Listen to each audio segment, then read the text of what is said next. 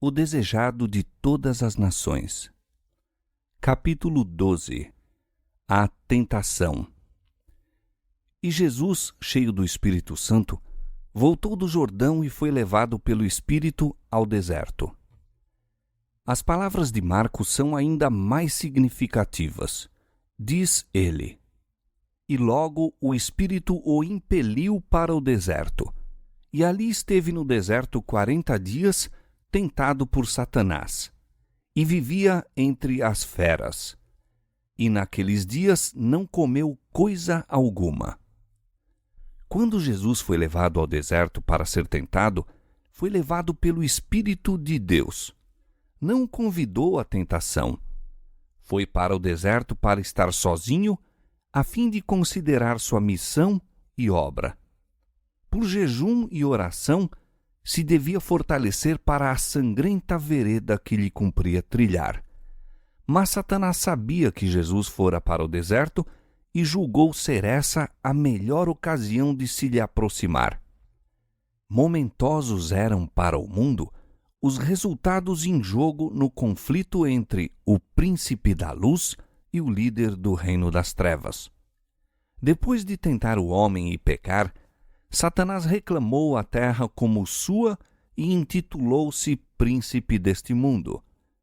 Havendo levado os pais de nossa raça à semelhança com sua própria natureza, julgou estabelecer aqui seu império.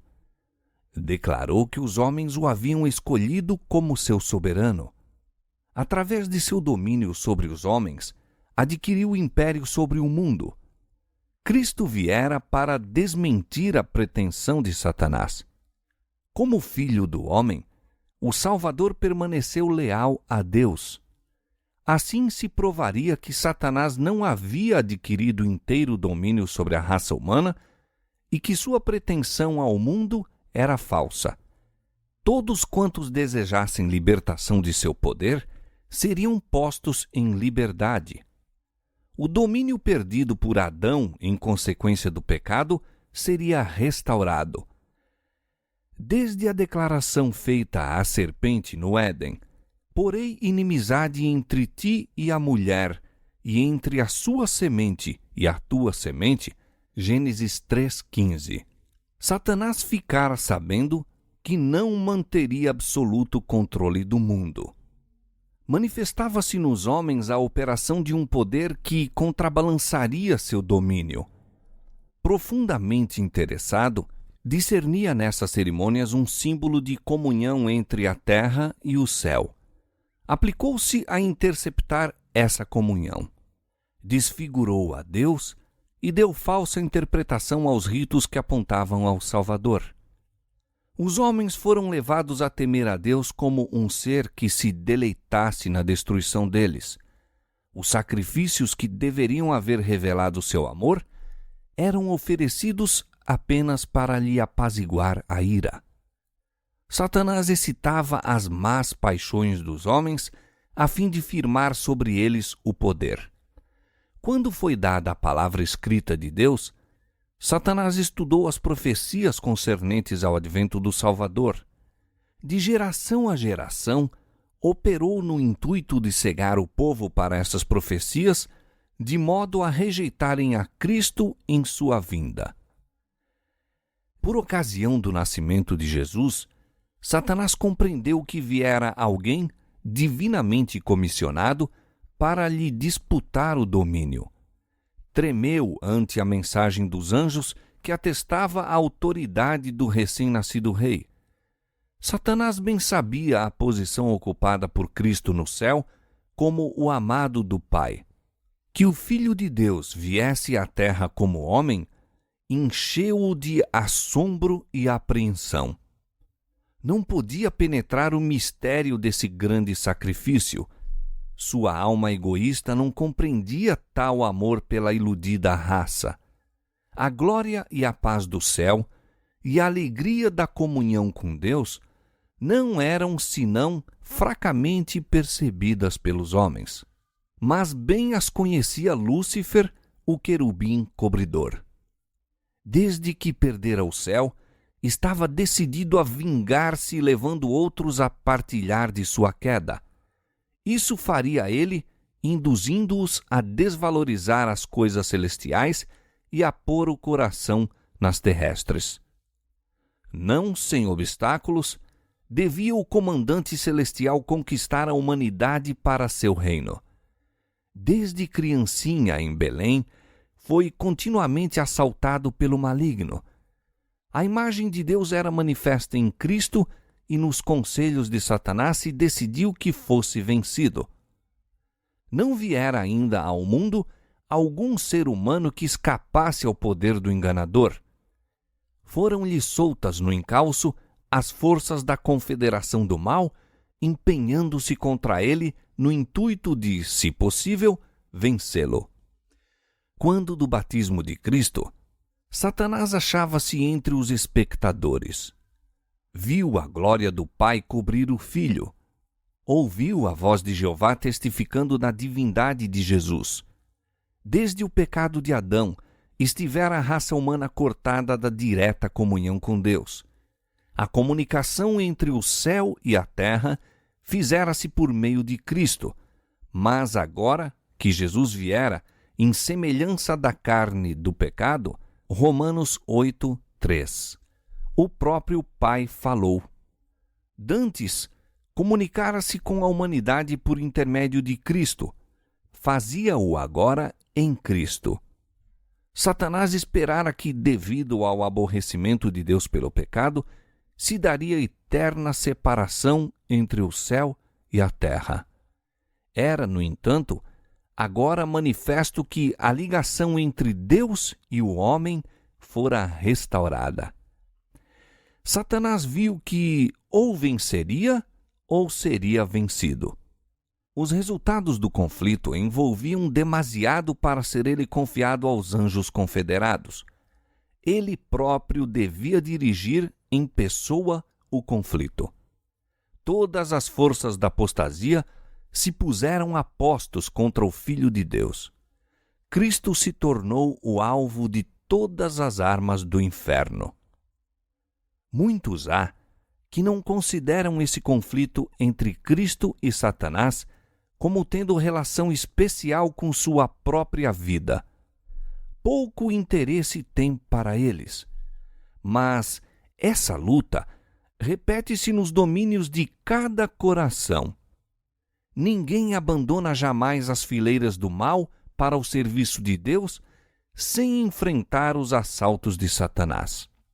As sedutoras sugestões a que Cristo resistiu foram as mesmas que tão difícil achamos vencer. A pressão que exerciam sobre ele era tanto maior quanto seu caráter era superior ao nosso. Com o terrível peso dos pecados do mundo sobre si, Cristo suportou a prova quanto ao apetite, o amor do mundo e da ostentação que induz à presunção. Foram essas as tentações que derrotaram Adão e Eva e tão prontamente nos vencem a nós. Satanás apontara o pecado de Adão como prova de que a lei de Deus era injusta e não podia ser obedecida. Cristo devia redimir em nossa humanidade a falha de Adão. Quando este fora vencido pelo tentador, entretanto, não tinha sobre si nenhum dos efeitos do pecado. Encontrava-se na pujança da perfeita varonilidade, possuindo o pleno vigor da mente e do corpo. Achava-se circundado das glórias do Éden e em comunicação diária com seres celestiais. Não assim quanto a Jesus, quando penetrou no deserto para medir-se com Satanás. Por 4.000 anos estivera a raça a decrescer em forças físicas, vigor mental e moral, e Cristo tomou sobre si as fraquezas da humanidade degenerada. Unicamente assim podia salvar o homem das profundezas de sua degradação. Pretendem muitos que era impossível Cristo ser vencido pela tentação. Neste caso, não teria sido colocado na posição de Adão. não poderia haver obtido a vitória que aquele deixara de ganhar. Se tivéssemos, em certo sentido, um mais probante conflito do que teve Cristo, então ele não estaria habilitado para nos socorrer. Mas nosso Salvador se revestiu da humanidade com todas as contingências da mesma. Tomou a natureza do homem com a possibilidade de ceder à tentação. Não temos que suportar coisa nenhuma que ele não tenha sofrido. Para Cristo, como para o Santo Par no Éden, foi o apetite o terreno da primeira grande tentação.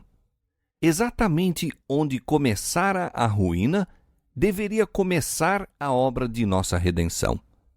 Como pela desobediência com o apetite caíra Adão, assim, pela negação do mesmo, devia Cristo vencer. E tendo jejuado 40 dias e 40 noites, depois teve fome. E chegando-se a ele o tentador, disse: Se tu és o Filho de Deus, manda que estas pedras se tornem em pães. Ele, porém, respondendo, disse: Está escrito, nem só de pão viverá o homem, mas de toda a palavra que sai da boca de Deus. Do tempo de Adão ao de Cristo, a condescendência própria havia aumentado o poder dos apetites e paixões, tendo eles domínio quase ilimitado. Os homens se haviam aviltado e ficado doentes, sendo-lhes de si mesmos impossível vencer. Cristo venceu em favor do homem pela resistência à severíssima prova. Exercitou, por amor de nós, um autodomínio mais forte que a fome e a morte. E nessa vitória estavam envolvidos outros resultados que entram em todos os nossos conflitos com o poder das trevas. Quando Jesus chegou ao deserto, estava rodeado da glória do Pai. Absorto em comunhão com Deus, foi erguido acima da fraqueza humana.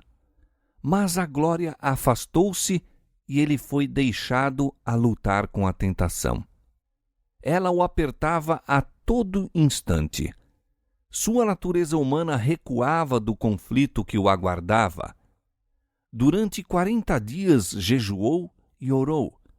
Fraco e emagrecido pela fome, macilento e extenuado pela angústia mental, o seu parecer estava tão desfigurado, mais do que o de outro qualquer, e a sua figura mais do que a dos outros filhos dos homens. Isaías 52:14. Era então a oportunidade de Satanás. Julgou poder agora vencer a Cristo.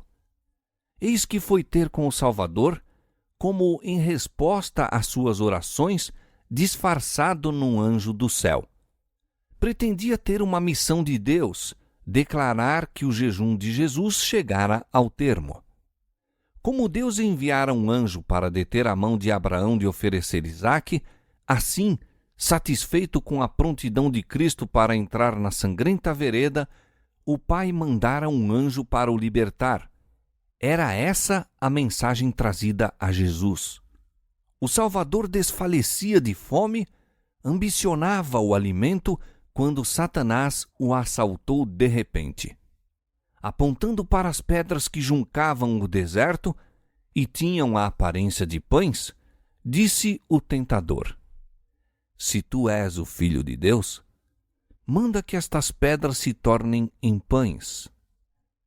Conquanto aparecesse como um anjo de luz, essas primeiras palavras traíam-lhe o caráter. Se tu és o Filho de Deus. Aí está a insinuação de desconfiança. Desse Jesus ouvidos à sugestão de Satanás, e seria isso uma aceitação da dúvida. O tentador planeja vencer a Cristo pelo mesmo processo tão bem sucedido quanto a raça humana ao princípio. Com que astúcia se aproximara Satanás de Eva no Éden. É assim que Deus disse: Não comereis de toda árvore do jardim? Gênesis 3:1. Até aí eram verdadeiras as palavras do tentador. Na maneira de as proferir, porém, havia disfarçado desprezo pelas palavras de Deus. Havia encoberta negação, uma dúvida da veracidade divina. Satanás procurara infundir no espírito de Eva a ideia de que Deus não faria aquilo que dissera, que a retenção de tão belo fruto era uma contradição de seu amor e compaixão para com o homem. Da mesma maneira, procura agora o tentador inspirar a Cristo seus próprios sentimentos. Se tu és o Filho de Deus. As palavras traduzem a mordacidade de seu espírito. Há no tom de sua voz uma expressão de completa incredulidade. Trataria Deus assim a seu filho? Deixá-lo-ia no deserto com as feras, sem alimento, sem companheiros, sem conforto? Insinua que Deus nunca intentaria que seu filho se achasse em tal condição. Se tu és o Filho de Deus, mostra teu poder, mitigando a fome que te oprime. Manda que esta pedra se torne em pão. As palavras do céu, este é meu Filho amado, em quem me comprazo, Mateus 3,17, soavam ainda aos ouvidos de Satanás. Mas ele estava decidido a fazer Cristo descrer desse testemunho. A palavra de Deus era a segurança de Cristo quanto à divindade de sua missão. Viera viver como homem entre os homens e era a palavra que declarava sua ligação com o céu. Era o desígnio de Satanás fazê-lo duvidar dessa palavra. Se a confiança de Cristo em Deus fosse abalada, Satanás sabia que lhe caberia a vitória no conflito. Poderia derrotar Jesus. Esperava que, sob o império do acabrunhamento e de extrema fome, Cristo perdesse a fé em seu Pai e operasse um milagre em seu benefício.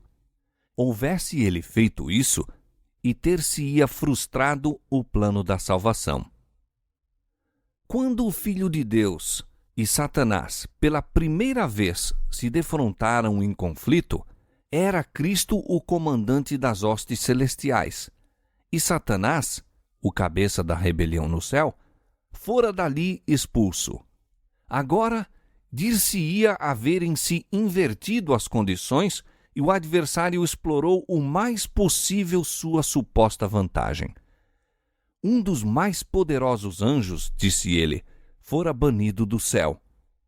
A aparência de Jesus indicava ser ele aquele anjo caído, abandonado de Deus e desamparado dos homens. Um ser divino devia ser capaz de comprovar sua pretensão mediante um milagre. Se tu és o Filho de Deus, manda que estas pedras se tornem em pães. Tal ato de poder criador, insiste o maligno, seria concludente prova de divindade. Isto poria termo à contenda. Não foi sem luta que Jesus pôde escutar em silêncio o arqui-enganador. O Filho de Deus, no entanto, não devia provar sua divindade a Satanás ou explicar-lhe a causa de sua humilhação. Atendendo às exigências do rebelde, não se conseguiria coisa alguma para o bem do homem ou a glória de Deus. Houvesse Cristo acedido às sugestões do inimigo, e Satanás teria dito ainda: mostra-me um sinal para que eu creia que és o Filho de Deus. A prova teria sido inútil para quebrar o poder da rebelião no coração dele, e Cristo não devia exercer poder divino em seu próprio benefício. Viera para sofrer a prova como nos cumpre a nós fazer, deixando-nos um exemplo de fé e submissão. Nem aí, nem em qualquer ocasião em sua vida terrestre, operou ele um milagre em seu favor.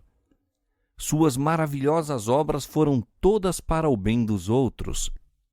Se bem que Cristo reconhecesse Satanás desde o princípio, não foi incitado a entrar com ele em discussão. Fortalecido com a lembrança da voz do céu, descansou no amor de seu Pai. Não parlamentaria com a tentação. Jesus enfrentou Satanás com as palavras da Escritura. Está escrito, disse ele. Em toda tentação, sua arma de guerra era a palavra de Deus. Satanás exigia de Jesus um milagre como prova de sua divindade. Mas alguma coisa maior que todos os milagres, uma firme confiança num "assim diz o Senhor", era o irrefutável testemunho. Enquanto Cristo se mantivesse nessa atitude, o tentador nenhuma vantagem poderia obter. Era nas ocasiões de maior fraqueza que assaltavam a Cristo as mais cruéis tentações. Assim pensava Satanás prevalecer. Por esse método, obtivera a vitória sobre os homens. Quando a resistência desfalecia, a força de vontade se debilitava e a fé deixava de repousar em Deus, então eram vencidos os que se haviam há muito e valorosamente mantido ao lado do direito.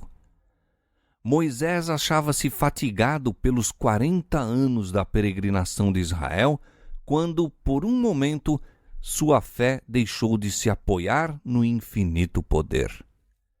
Fracassou exatamente no limiar da terra prometida. O mesmo quanto a Elias, que se mantivera diante do rei Acabe, que enfrentara toda a nação de Israel com os 450 profetas de Baal à sua frente. Depois daquele terrível dia sobre o Carmelo, em que os falsos profetas haviam sido mortos e o povo declarara sua fidelidade a Deus, Elias fugiu para salvar a vida diante das ameaças da idólatra Jezabel. Assim se tem Satanás aproveitado da fraqueza da humanidade. E continuará a operar deste modo. Sempre que uma pessoa se encontra rodeada de nuvens, perplexa pelas circunstâncias ou aflita pela pobreza e a infelicidade, Satanás se acha a postos para tentar e aborrecer. Ataca nossos pontos fracos de caráter. Procura abalar nossa confiança em Deus, que permite existir em tais condições. Somos tentados a desconfiar de Deus, por em dúvida seu amor.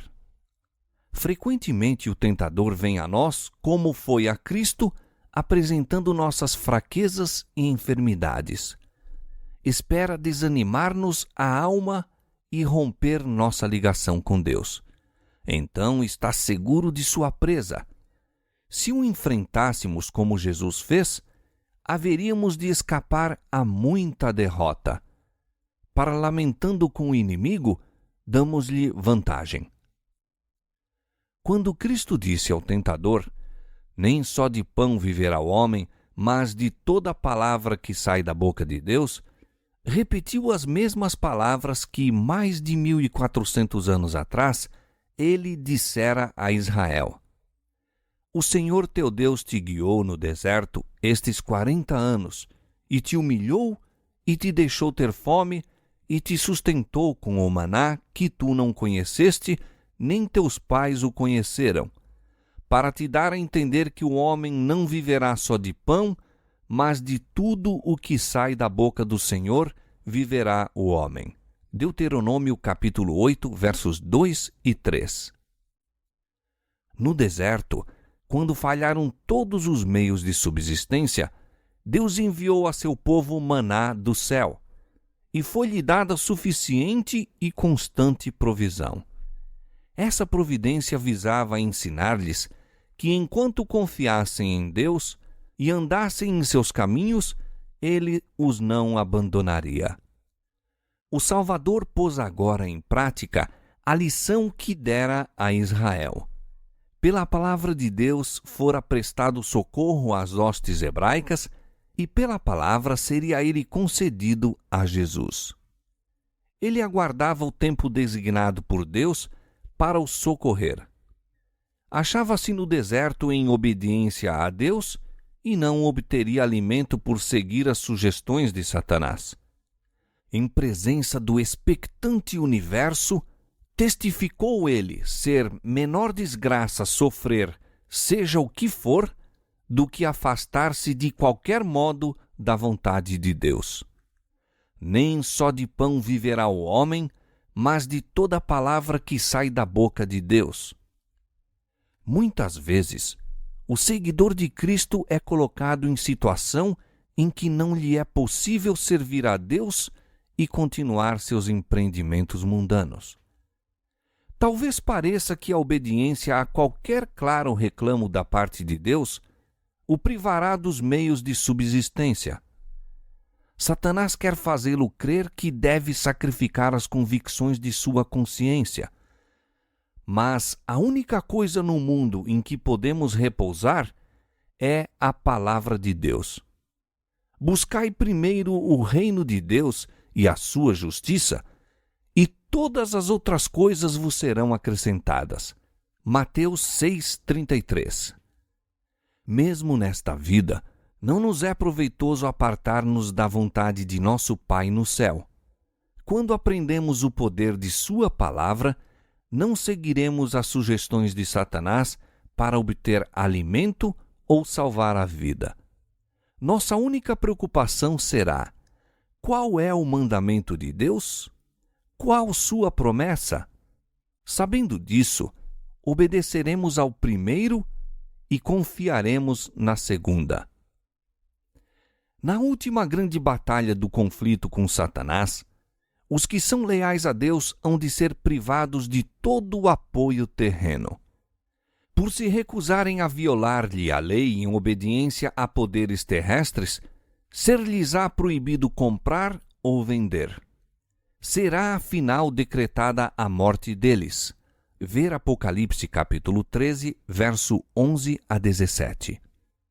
Ao obediente, porém, é dada a promessa: este habitará nas alturas. As fortalezas das rochas serão o seu alto refúgio, o seu pão lhe será dado, as suas águas são certas. Isaías capítulo 33, verso 16. Por essa promessa viverão os filhos de Deus. Quando a terra estiver assolada pela fome, serão alimentados. Não serão envergonhados nos dias maus, e nos dias de fome se fartarão. Salmo 37, 19. Daquele tempo de angústia, prediz o profeta Abacuque, e suas palavras exprimem a fé da igreja. Portanto, ainda que a figueira não floresça, nem haja fruto na vide, o produto da oliveira minta e os campos não produzam mantimento, as ovelhas da malhada sejam arrebatadas e nos currais não haja vacas, todavia eu me alegrarei no Senhor, exaltarei no Deus da minha salvação. Abacuque capítulo 3, versos 17 e 18. De todas as lições a serem aprendidas da primeira grande tentação de nosso Senhor, nenhuma é mais importante do que a que diz respeito ao controle dos apetites e paixões. Em todos os séculos, as tentações mais atraentes à natureza física têm sido mais bem-sucedidas em corromper e degradar a humanidade. Satanás opera por meio da intemperança para destruir as faculdades mentais e morais concedidas por Deus ao homem como inapreciável dom. Assim se torna impossível ao homem apreciar as coisas de valor eterno. Através de condescendências sensuais, busca ele apagar na alma todo traço de semelhança com Deus. As irrefreadas satisfações da inclinação natural e a consequência enfermidade e degradação que existiam ao tempo do primeiro advento de Cristo dominarão de novo com intensidade agravada antes de sua segunda vinda. Cristo declara que as condições do mundo serão como nos dias anteriores ao dilúvio e como em Sodoma e Gomorra. Todas as imaginações dos pensamentos do coração serão más continuamente. Vivemos mesmo ao limiar daquele terrível tempo E a nós convém a lição do jejum do Salvador. Unicamente pela inexprimível angústia suportada por Cristo, podemos avaliar o mal da irrefreada satisfação própria. Seu exemplo nos declara que nossa única esperança de vida eterna é manter os apetites e paixões sob sujeição à vontade de Deus. Em nossa própria força, é-nos impossível escapar aos clamores de nossa natureza caída. Satanás trar-nos-á tentações por este lado. Cristo sabia que o inimigo viria a toda a criatura humana para se aproveitar da fraqueza hereditária e, por suas falsas insinuações, enredar todos cuja confiança não se firma em Deus. E, passando pelo terreno que devemos atravessar, nosso Senhor nos preparou o caminho para a vitória. Não é de sua vontade que fiquemos desvantajosamente colocados no conflito com Satanás. Não quer que fiquemos intimidados nem desfalecidos pelos assaltos da serpente. Tende bom ânimo, diz ele, eu venci o mundo. João 16:33. O que está lutando contra o poder do apetite, olhe ao Salvador no deserto da tentação. Veja-o em sua angústia na cruz, ao exclamar, tenho sede. Ele resistiu a tudo quanto nos é possível suportar. Sua vitória é nossa. Jesus repousava na sabedoria e força de seu Pai Celeste. Declara, o Senhor Jeová me ajuda, pelo que me não confundo, e sei que não serei confundido. Eis que o Senhor Jeová me ajuda. Mostrando seu próprio exemplo, diz-nos, quem há entre vós que tema ao Senhor? Quando andar em trevas e não tiver luz nenhuma, confie no nome do Senhor e firme-se sobre o seu Deus. Isaías capítulo 50, versos 7 a 10. Vem o príncipe do mundo, disse Jesus. Ele nada tem em mim. João 14:30. Nada havia nele que correspondesse aos sofismas de Satanás. Ele não consentia com o pecado, nem por um pensamento cedia à tentação. O mesmo se pode dar conosco. A humanidade de Cristo estava unida à divindade, estava habilitado para o conflito mediante a presença interior do Espírito Santo.